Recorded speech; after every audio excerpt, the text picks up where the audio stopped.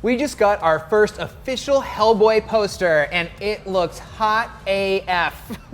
Nick, yes. You're a huge Hellboy fan. I'm a big Hellboy fan. So what do you think of the poster? I like it. I think David Harbour is a natural selection for Hellboy. I think he looks very different than Perlman's Hellboy, which I'm excited about.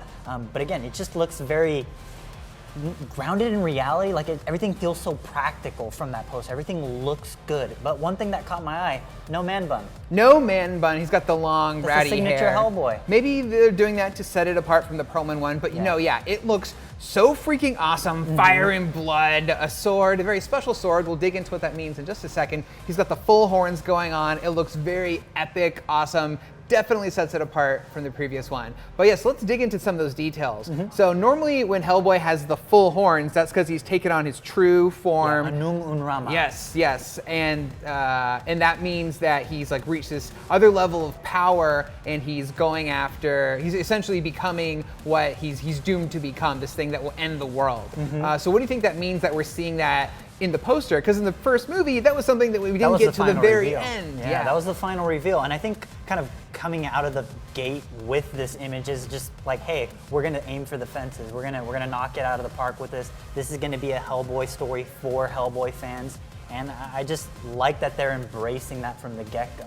It's gonna be, I think, an experienced Hellboy, a Hellboy that has already seen a lot of things. And from what we know a little bit based on what the director said, a Hellboy post BRPD or post BPRD. Yeah, he's no longer with the investigators of the paranormal. Right. Okay, so that is crazy, and also there was a bit of tidbit of information in the EW story that broke. That revealed this poster, and what they said was that he's facing the Blood Queen, who's the main villain, and she's so powerful that he'll need to tap into his darkest power to raise his game to be able to face her. But there's another piece of another piece of imagery we want to point out, which is that sword, which might just look like a cool flaming sword to your novice, but that's actually King Arthur's sword, Excalibur. It's Excalibur, yeah, and as you know from the comics, Hellboy is the rightful descendant to King Arthur because of his human mother, and because of that, he is destined to wield the sword that will lead an army of undead British knights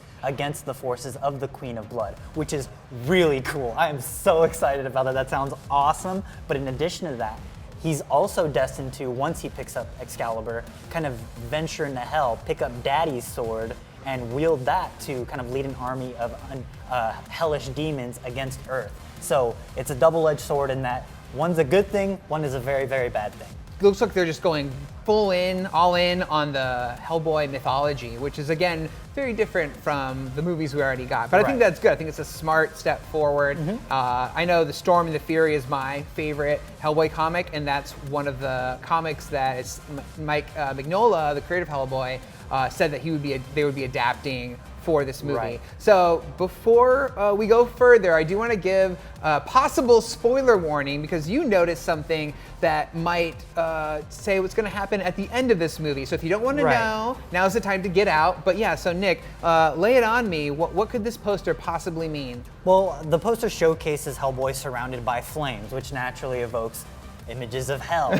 So as we all know, again, if you haven't read the comics, please don't listen to this. They're really good. You should read them. But basically, at the end of the Storm and the Fury, he gets his heart ripped out by the Queen of Blood, and he gets sent to hell with it.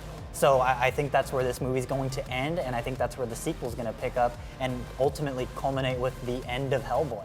So I'm very excited about it. I just got nerd chills all over. It's such a cool image, too, to just see, he says his heart gets pulled out, and he just says, son of a, and that's it. It's so poignantly Hellboy. I love it. Yes. I love it. So we love this poster, except for one tiny thing. It says Legendary AF, which is just so not Hellboy. He's kind of like the grumpy old guy who doesn't really get pop culture that much. He would definitely not be into this poster. It definitely feels like very marketing, hello fellow kids kind of thing, you know? It just seems tonally deaf to Hellboy. It's fine, it does cool look poster. Legendary, but leave that for us to say. Don't put it on the poster. But yeah, so those are our thoughts on our first official look at the Hellboy poster. Let us know what you think in the comments. And for more from the world of superheroes, check out our video where we discuss why is Batman naked. Yeah, that happens. Yeah. And then also, we think we might know what the title to Avengers 4 is based on a teaser image put up by the Russos. Check out that video as well. And for more on everything you love, be sure to keep it here on IGN.